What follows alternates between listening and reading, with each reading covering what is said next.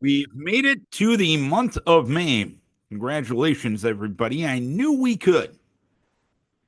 And the first thing we'll do in the month of May is give you another edition of Our Town here on 94.9 and 99.1 The River. It's brought to you by Decorah Bank and Trust. And hi, I'm Darren. I'm the host of the program. A little later on in the program, we'll get an update on what's going on with the Lansing Bridge with Clayton Burke from the Iowa DOT. We'll talk to Heidi Hackman and Adam Peterson from Seed Savers Exchange about their upcoming heirloom plant sale that will take place on May the 9th and May the 10th. Coming up this weekend is the spring concert for the Decorah Chorale. We'll have Jason Rausch, the chorale director, joining us. And first things first this morning, there's a block party going on in West Union this weekend, and it's being organized by Zachary Smith. He will tell us all about it to get things going on Our Town. Brought to you by Decorah Bank and Trust. And you're in tune to 94.9 and 99.1 The River. A block party is coming to West Union this Saturday. And here to tell us all about it, one of the event organizers, Zachary Smith. And Zachary, what's all going to be taking place come Saturday? Yeah, we're excited for this block party here in downtown West Union. We're going to have, we got Casey Klein is going to bring some music. He does an awesome job, and he'll be playing for the whole thing down there. We'll have a touch of truck, so we're going to have, things like a police truck, a fire truck, some tractors, some, a bunch of bigger equipment and things like that for kids to look at and be able to, go up to and take a look at. We're going to have some bounce houses downtown. There'll be a pie eating contest downtown. We've got some food trucks.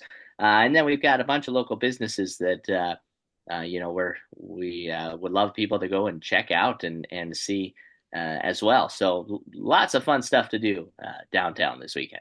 And what's the goal? What's the reason for having this event in the big picture?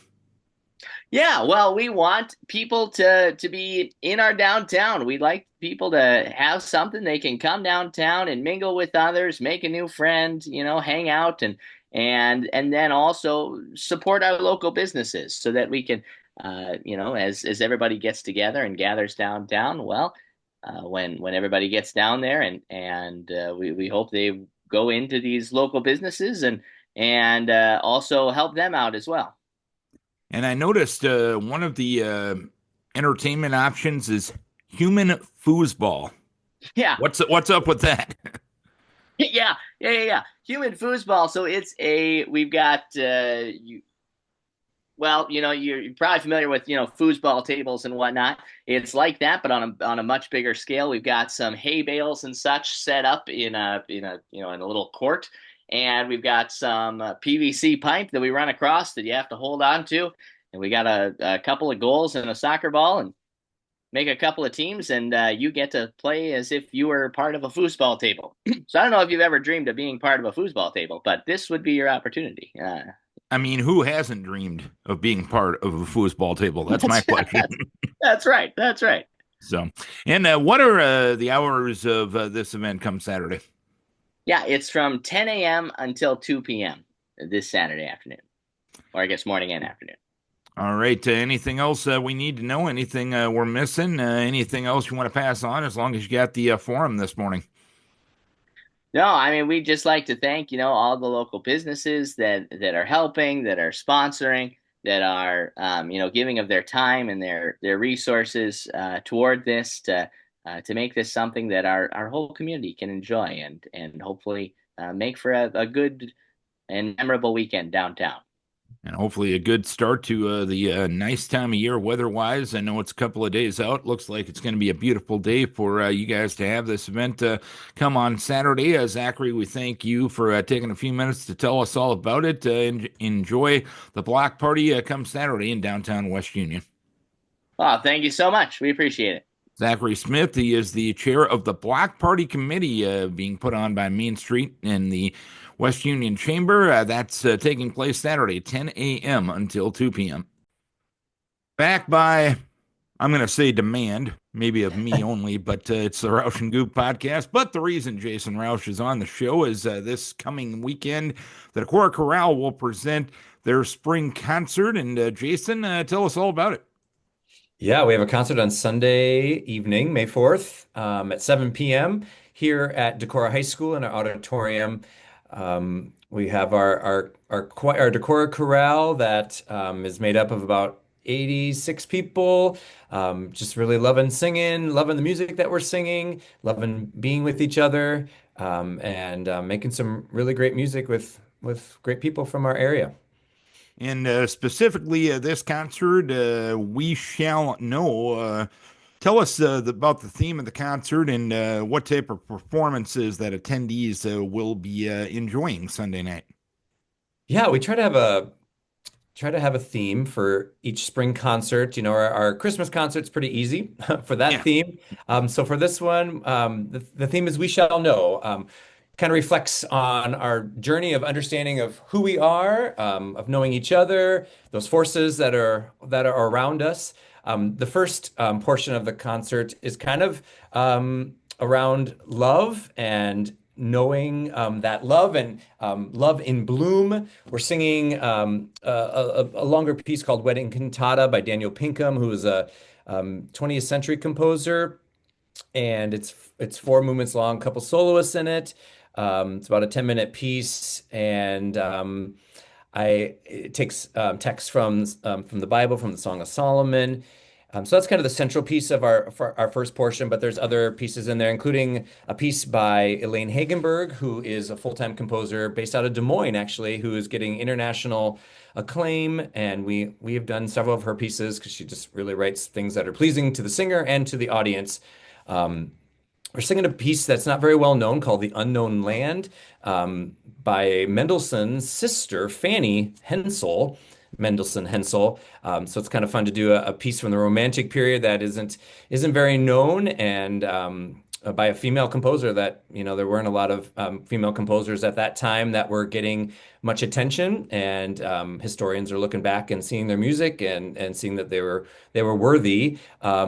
And then we're going to end with a traditional Bulgarian folk song called Dilmano Dilbero, which is all it's a little interesting, with the translation to it, but it's I don't know how to say this, but it talks about the wedding night, and it's people dancing outside of the couple's house and celebrating their wedding and their new relationship, shall we say. So it's a festive piece. It has percussion with it and some clapping, and it's fun to get a little other multicultural piece thrown in there into this first portion of the program.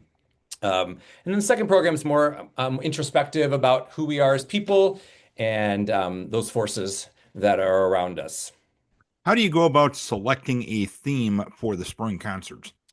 Well, there were a couple pieces that I really wanted to do, one being that wedding cantata piece, and then I kind of built a set, I guess, of music for that first half around that piece, around love and new relationship in bloom, kind of the unknown challenges and joy that goes along with the new relationship. And then the second half of the program, there's a piece called They Are Mother that I really liked. It's kind of it's a choral piece, obviously, but it takes on some kind of musical theater and some pop influences in it too. And I think it's a worthy piece by a California composer named Jennifer Lucy Cook. And I just really kind of fell in love with that piece. And so I kind of built a second half about that, about discovering oneself and recognizing the power of Mother Nature. Not sure if I mentioned the name of it. It's called They Are Mother. And it's about wondering and about the space that we all hold within this world, and kind of linking it to Mother Nature and her influence in the world. And just kind of it all ties into spring, new beginnings, blooming, everything like that. Seemingly it all kind of goes together from what you're telling me. It does. Yeah, it does. It's we're doing a Jason Mraz song. I don't know if you know the piece called 93 Million Miles. Yeah. Cool arrangement of it for choir, that I think is is very satisfying. We actually sang it for our cabaret a couple weeks ago or a couple months ago, um, and it was very well received. So excited to do that one again for the audience. And you mentioned 86 members of the Decorah Chorale. How often do you get together and rehearse and share your love of music? Well, we just had our 12th rehearsal on Sunday night. We typically meet Sundays from January through April, and we meet for 2 hours, 6 to 8 p.m. here at the high school. And yeah, that's put it all together, put these 11 songs together in 12 rehearsals. And it's been a really good season. I mean, they're singing just really well. I'm so pleased with them. This is I think my 11th year with the group, and I just feel like we just keep getting better and better. We had an influx of like, gosh, was it nearly 20 new people that auditioned in January to join us. So our numbers are just doing so well. And I think just the vibe of the group is really resonating with people and they're wanting to get out and make some music and be in community with each other. So yeah, we're just really excited with where we are in our process and in our growth as an ensemble and organization. And as most people know, you're the vocal and music instructor at Decorah High School as well. You do this as a side gig. Some may say that's like the mailman who takes a walk on his day off. But how do you keep your passion going? Because music is your career, it's your passion. Does it all kind of flow together for you personally? Yeah, it stretches me in a different way working with adults than with high school students. I kind of with high school students, I'm pulling more out of them, constantly pulling more out of them, getting them to rise up and energize and just to buy into it all. With adults, they are already bought in. That's why they're taking time out of their personal lives to come and do this on a Sunday night. It's a sacrifice for some of them with family and travel plans and such to be back on Sunday evenings at 6 p.m. So they're bought in, and it's really about shaping what they have developed through their years of high school and collegiate choir, maybe being a part of other community organizations throughout their life, and now they've landed with us. It's just really fun because the goal is we're just here to make music. We're just here to make all of these voices work together. And it's just so joyful for me to be in the company of them. And I'm not dealing with disciplinary issues. It's well, I shouldn't say that. There are some talkers in our community choir, but they just love being with each other. So yeah, it's just a different vibe. We're just all there for one goal to make great music, and it's very satisfying. It kicks off my work week, shall we say, that Sunday night rehearsal, and I just really really love it. And would you say being involved in both kind of gets you better as the chorale director and maybe improves you? I mean, you're very good, obviously, at the high school end of things, but do the two roles kind of improve, knowing the fact that you're dealing with music in different type of ways? Yeah, I think so. Like again with my high school students, I'm working them from a much different place, Mhm. and by the um, so, so yes, I can see. I tell my students someday I hope you're going to sing in a community choir, a church choir. Sing for your sibling's wedding. I'm building those skills. I'm trying to get them to be independent musicians, Mhm. and the singers that I have in chorale have achieved that. So it's a good reminder of where these high school students can be someday, and vice versa, where these adult singers were. And I have several former students that are living in town here in the community, and that come back to sing because they love music. They had something that some meaning that came to them during high school while going through the high school vocal music program, and so that's very satisfying for me to see them want to continue making music. What some of them didn't sing in college, but they they came back to it, and it's yeah. So it means a lot to me to get to work with them again, and to see that their love of music, what was the seeds that were sown in high school, continue to flourish. And if you got a passion for it, you can do it throughout your life. And for the attendees coming on Sunday night, obviously the price is right too.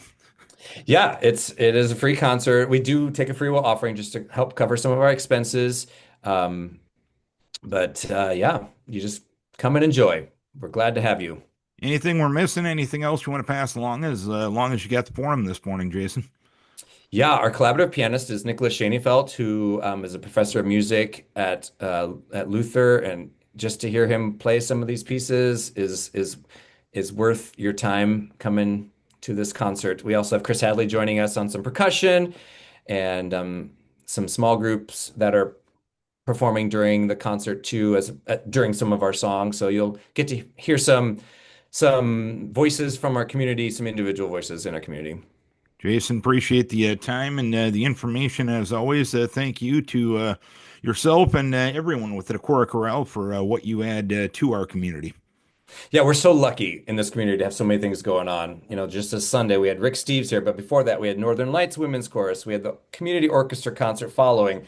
I mean, we're just so fortunate in this community to have so many wonderful opportunities to hear great speakers, to make great music.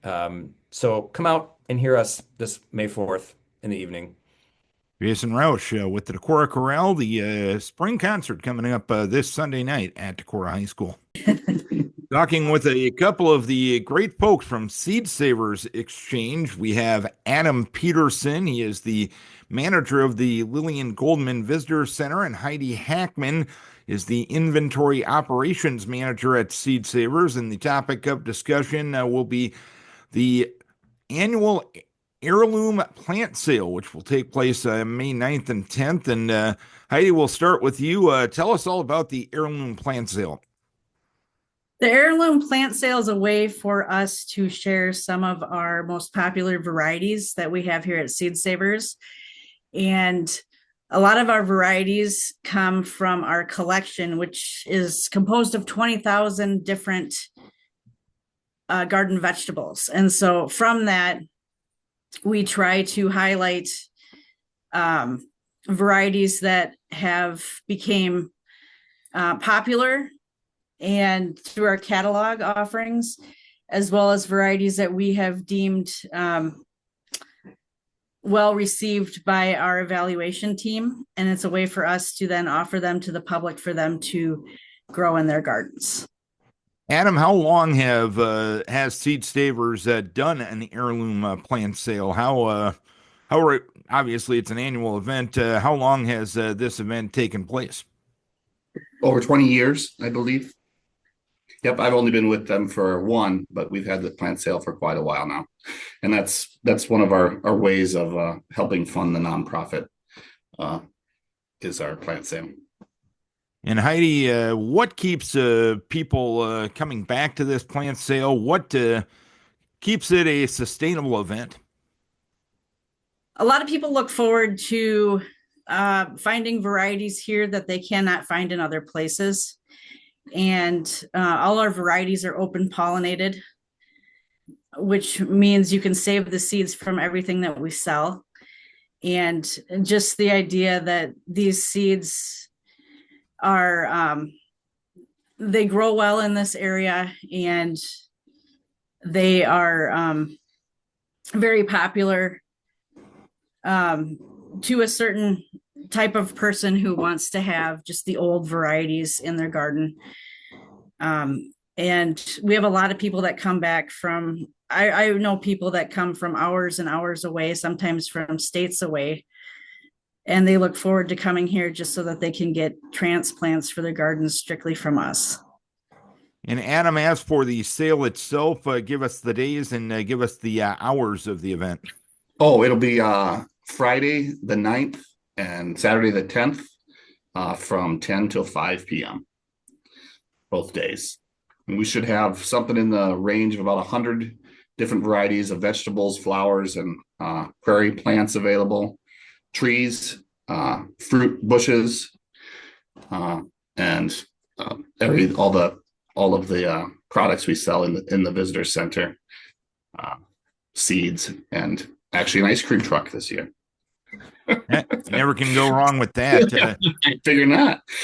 But Heidi, how do folks go about determining what seed would interest them the most? What seed is the right seed for them to plant in their particular garden? It depends on what they like to eat.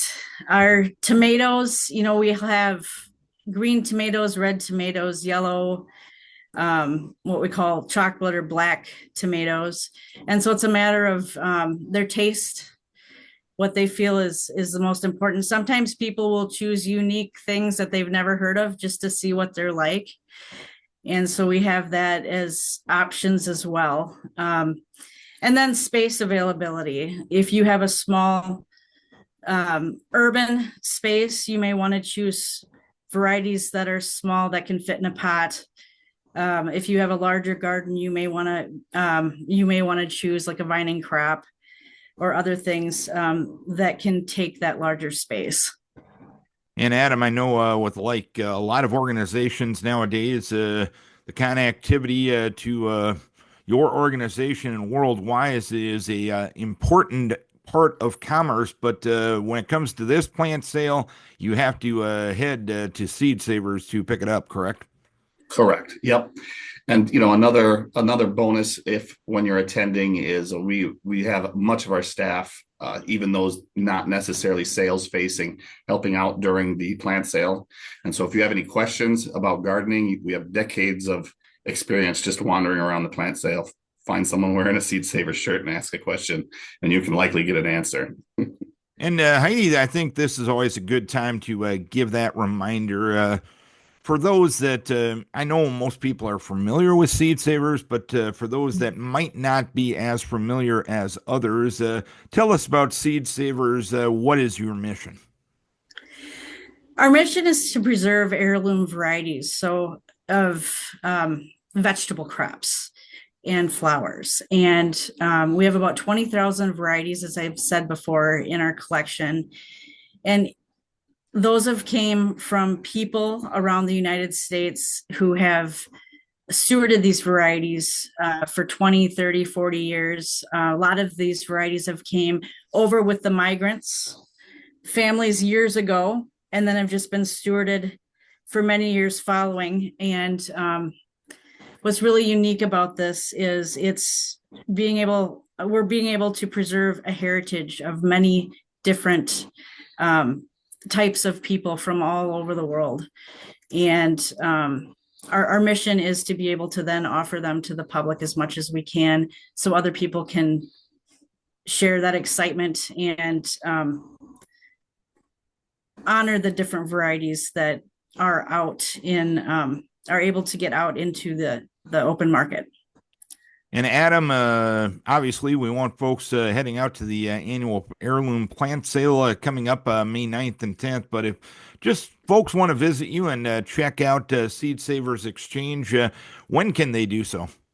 We're open 7 days a week from 10 to 5. The grounds are open daily from dawn till dusk. All right. Heidi, anything we're missing? Anything else you want to add on regarding the heirloom plant sale coming up here in about a week and a half?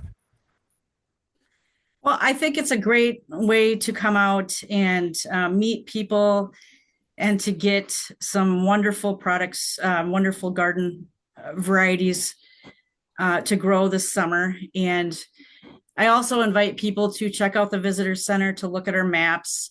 We have plenty of walking trails, trout fishing, cattle on our property, ducks, geese, chickens. It's just it's a place where young and old can all come and find something really exciting and fun to do. Adam, anything you want to add? Anything that hasn't crossed off the Microsoft Word document in front of me? No, but we also do have 2 orchards as well. They should be blooming any time now, and they're open to be visited. Probably be quite lovely very shortly. And it's definitely a beautiful time of year as spring is getting closer and closer to being fully in bloom. Adam Peterson and Heidi Hackman, they are with Seed Savers, their annual heirloom plant sale taking place May 9th and 10th. Thank you for the time and the information this morning, and thank you for what you do to make your organization definitely a treat of Wenatchee County. Thank Thanks, you, Darren. Heidi Hackman and Adam Peterson joining us from Seed Savers. The heirloom plant sale taking place May 9th and 10th. Having a conversation here for the first time in the 2025 calendar year with Clayton Burke from the Iowa DOT, updating us on the Mississippi River Bridge project at Lansing. And Clayton, weather's nice, weather's getting warmer. Usually a good thing for a construction projects. Give us a general update on where you're at right now. Hey, Darren. Thanks for having me again. So, we are currently working on several different sites at the project. So, the contractor is working on the Wisconsin Approach Bridge, building the first part of the bridge as you approach Iowa from Wisconsin. They plan to pour that bridge deck sometime in June.